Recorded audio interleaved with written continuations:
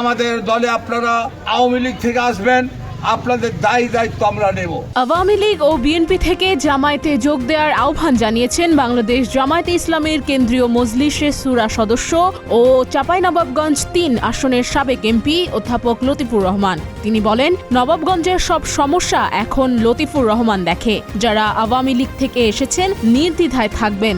আপনাদের বিষয়ে আইন আদালত, কোর্ট, থানার দায়িত্ব আমরা নেব। চাঁপাইনবাবগঞ্জ সদর উপজেলার চরবাগডাঙ্গা ইউনিয়নের ফাটাপাড়া মদন মোড় এলাকায় এক উঠোন বৈঠকে মঙ্গলবার বিকেলে এসব কথা বলেন তিনি। এ সময় লতিফুর রহমান আরও বলেন, আগামী দিনের বাংলাদেশে একটি পরিবর্তন হতে চলেছে। আমাদের দলে যারা আওয়ামী লীগ থেকে আসবেন, আপনাদের দায়িত্ব আমরা নেব। আপনারা আওয়ামী লীগ থেকে জামাতে যোগ দেন, বিএনপি থেকে জামায়াতে যোগ দেন, আপনাদের দায়িত্ব আমরা নেব। বর্তমান জামায়াত ইসলামী আগের জামায়াত নয় এমন উল্লেখ করে লতিফুর রহমান বলেন, জামায়াত এখন অনেক শক্তিশালী।